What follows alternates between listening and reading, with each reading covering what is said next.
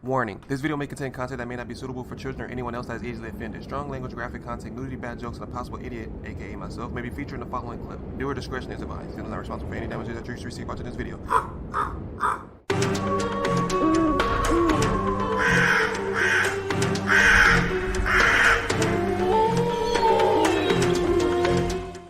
Hey, what's up, y'all? It's Zems, and come on down. Welcome to another reaction video. Today, we're going to react to 3 True Ding Dong Ditch Horror Stories Part 2, even though it doesn't say it. This video is by Mr. Nightmare. If you haven't already, be sure you go stop by and go check out the last video. And if you guys don't know the 3 rules, in the additional rule that I added on myself, then you have no business playing Ding Dong Ding Dong Ditch. Number 1, gotta be quick, man. Don't wear sandals. Don't wear anything that may hinder your speed, your direction travel. You know, your change, your foot movements.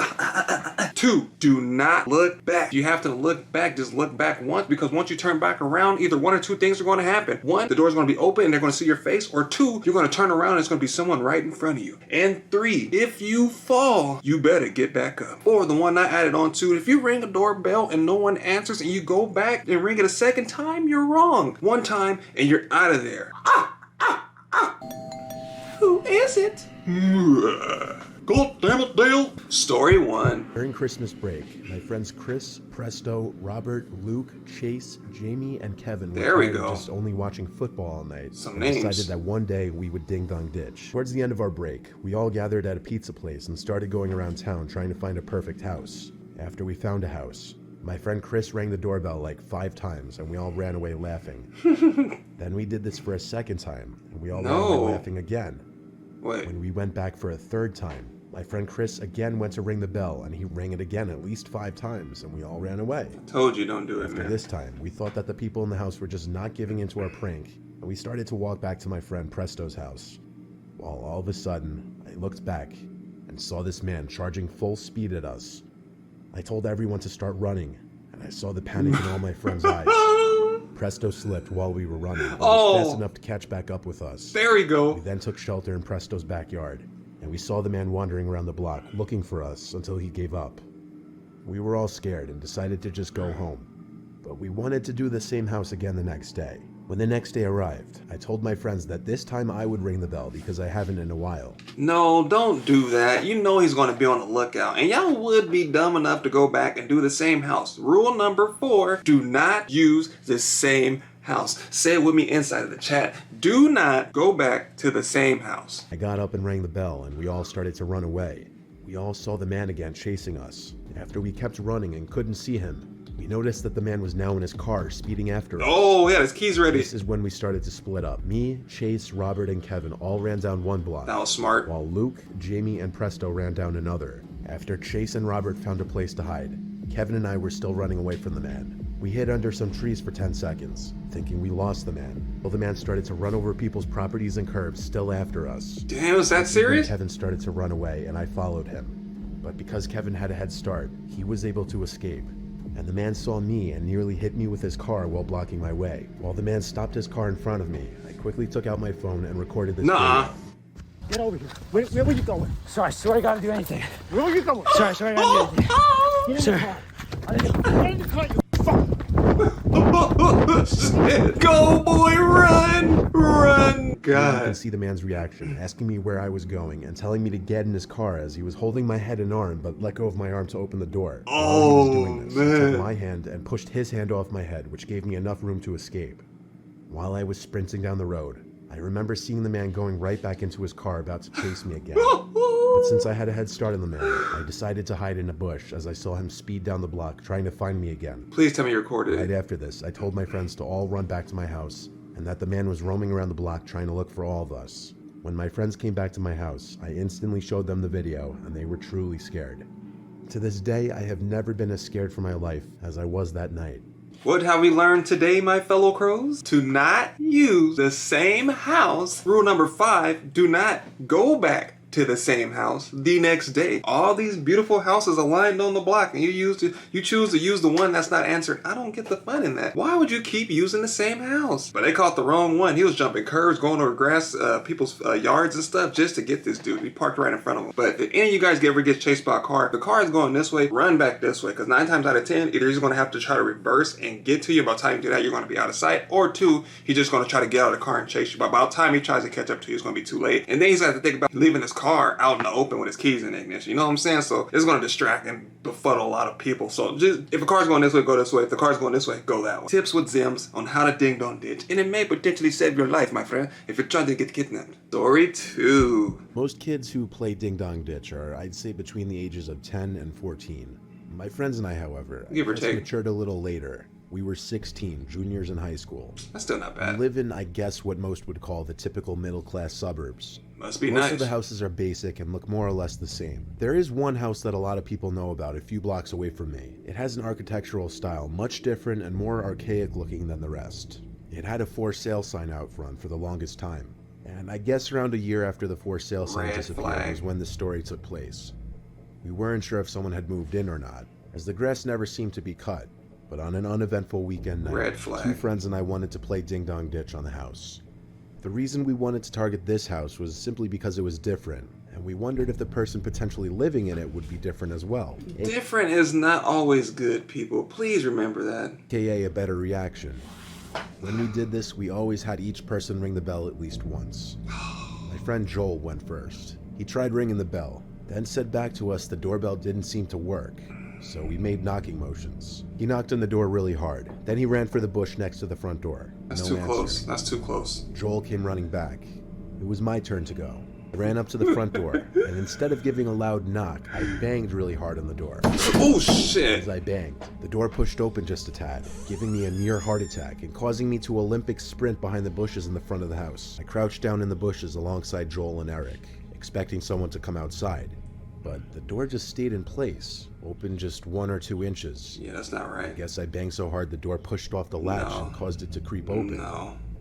At this point, we were wondering if anyone was even home, let alone if someone even lived here, considering there were no cars in the driveway or parked out in the street. Then give another guy a tip. If you're gonna do ding dong ditch, just make sure you go first. Do not go second, or don't go last. I think last is the worst one. If you just happen to not follow the rules and you're gonna use the same house, at least go first, because if you go first, the worst thing that can happen is they see you, but by the time you get off the step, they're gonna, like, oh, I'll get them next time. But that also alerts them. So either they're gonna come up to the window, but okay, it's another one coming up. I wanna wait for the second one to get there. Or 2, the person could have been asleep and the first knock woke them up. So they have to get out of bed, right? And then about the time he gets to the door, the second person's already gonna be there knocking, and then he's gonna grab the second person. The last person could be the potential person that he's gonna wait for, because like, okay, now I'm ready. I got my shoes on and stuff, and there's one more coming. I'm about to get the third dude. Keep that in mind, people. Always go first on Ding Dong Ditch. Not everything, but go first in Ding Dong Ditch, 100%. Came up with the really stupid idea of going inside the house, since it didn't appear anyone was inside. I was the one to kind of lead the way inside, pushing the door open quietly and creeping into the living room. There wasn't any furniture in the living room besides a couple wooden chairs and an old-fashioned center table, Red flag. or coffee table I guess you'd call it, sitting in the middle of the room.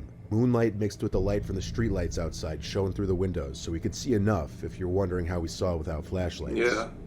We crept into the kitchen, and this was where it got gross. There was a foul odor in there. Leave. When we opened the fridge, we realized where it was coming from. There was a bunch of old, expired, rotting things in there. The putrid smell was like a mix of long-spoiled milk and rotting meats. The fridge wasn't turned on, obviously. In our heads, this confirmed nobody could be living here. So we became a little less unnerved by the idea of someone possibly being in there as well. So with that, we decided we'd look upstairs. We were a lot less quiet now going up the stairs. How the hell did Ding Dong Ditch turn into Detective Sherlock Holmes? That's what I want to know. I don't even know where that came from. Ding Dong Ditch, let's go inside the house that we just knocked on. Like, There were a bunch of rooms upstairs. The house wasn't exactly tiny. All the doors were closed, so opening them was a little creepy, honestly. 3 of us split off into different rooms, just seeing if anything interesting would be inside. I left from one bedroom to another one, which already had the door open, so either Eric or Joel already went inside. It was another basically empty room. It had some old nightstand in the corner, and I could see marks on the floor from where a bed used to be. Then I heard a creaking sound in the room. The room was decently sized, but I didn't see either of them inside of here. However, I did see this huge black hole in the wall opposite me. Glory hole. I walked closer to it. It was literally this huge hole leading into the insides of the walls. It was pitch black in there. I couldn't see anything beyond the hole. But as I got closer, I heard breathing. I already knew it was one of them waiting to scare me. No. I said both their Bro, names. get out of there. And they both called back "what" from different rooms. I don't have to explain what that meant and what was going on in my head. Bro, oh my god, I'm getting scared. While most people probably would have ran, I took a few steps closer to the hole out of my stupid curiosity. My two friends entered the room behind me, I guess giving me a little more confidence to step closer. I was maybe 4 feet from the hole when I thought I saw something in there. Something moving. My two friends were whispering, "What do you see?" I'm scared. Oh my goodness. I was dumb I get enough to get chills. closer. I was probably 2 feet from the hole in the wall now, when someone's arm reached out from Oh the my darkness God, and started bruh. yanking on the collar of my shirt. My friends came to help, and in Joel's words, he clawed at the wrinkly, pale-looking arm until it let go. Then we bolted down. Bro, look at my hands. I'm about to turn me into RoboCop. Drop it. Jeez. Downstairs and out the front door. We contemplated calling the cops. But with the chance of someone actually living in there, we didn't want to basically admit to breaking and entering. We agreed to just not tell our parents or anyone about it that might get us in trouble. Bro, this dude pretty much got strangled. Like Homer Simpson type strangled. A hand reached out, was like, "Why you little?" Yeah, nah, bro. I would have called the police or something. But then again, you kind of trespassing. But then again, did the person own the home? I don't know. That's kind of a double-edged sword. Because technically, you'd have got caught for trespassing and breaking and entering. And then, but the other guy could have got the same thing as well. And it could have been a possible serial killer. But he also could have been living there because the food in there was spoiled. Or did he just remove the home sign and just go and live there so people don't bother buying it? Let me know down in the comment section what you think. At a certain hour in the night, you enter a certain mental state in which you're not expecting to be disturbed by the outside world. Like, for example, hearing the doorbell or your phone ringing at 3 a.m. is something that would send shivers down most people's Mine spines. would it. So I guess I'll start by saying this was in July of 2020. I don't run the AC much. I tend to leave the windows open with the fan on full blast by my bed. Damn, son. It was very late in the night. I'd been in bed for hours, that's all you need to know. I remember waking up, but not knowing why. I thought I heard some kind of dinging sound, but I couldn't tell for sure. I turned off the fan for a minute, listened, but it didn't happen again. It's a dream. So I turned the fan back on and lay back down. But a few moments later I heard it again. Turned the fan off quickly this time. And I realized it was the doorbell I was hearing. At what time? Oh my gosh. I No. looked at the clock and started to feel incredibly uncomfortable. Don't answer. Who could be ringing my bell in the middle of the night? Not I answering. grabbed one of my baseball bats from my closet and made my way downstairs. Doorbell cameras for the I win. did so quietly, so that I could sneak to the window and peek outside. There wasn't anyone on the front deck. Naturally, having to defend my property, I opened the front door and stepped out onto the deck. No one in sight. Some stupid kids ding-dong ditching. What else?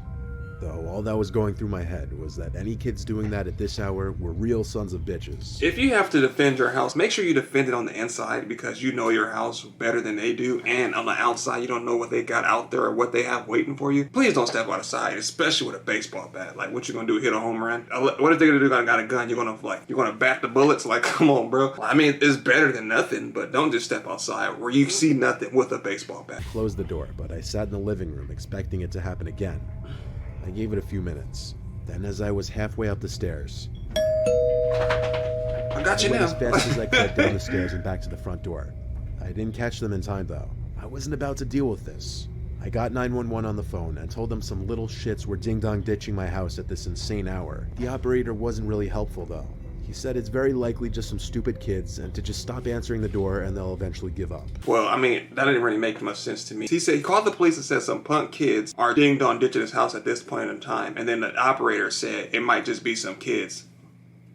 Yeah, I mean, he just said that. Unless I'm tripping, right? Didn't he just say he told him it was kids? I got 911 on the phone and told them some little shits were Little ding-dong shits, ditching my so house at kids. this insane hour. The operator wasn't really helpful though.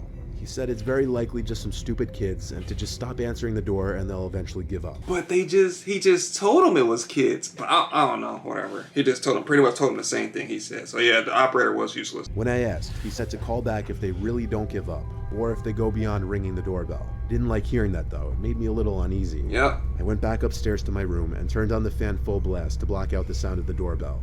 I heard it again over the sound of the fan, but I didn't entertain it. I just really hoped it was actually some dumb kids. When it finally seemed like they had given up, some loud sound made me jump in my bed. Somebody opened the I window. didn't know what it was. but I looked at my window and saw that it was getting soaked. It took me a second to understand someone was spraying my window with the hose. It stopped after a few seconds.